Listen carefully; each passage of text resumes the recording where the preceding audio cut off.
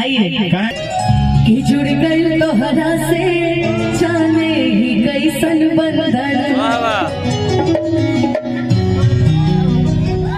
लागेला सबसे हटके आपन के जैसन ई मतलबी दुनिया में बाइसन प्यार कहा।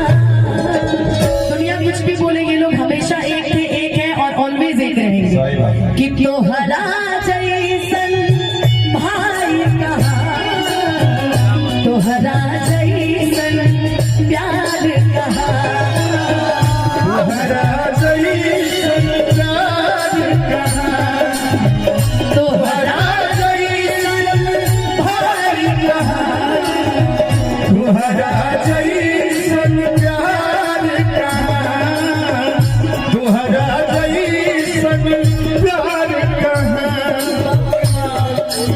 ये देखिए हजारों हजार। हाँ, और ऋतिक बहुत, आप दुनिया में बहुत काम करिए। आपने जो कहानी में जो पूरे परिवार को एक साथ बुलाए हैं, और ये जो हजारों लोग देख रहे हैं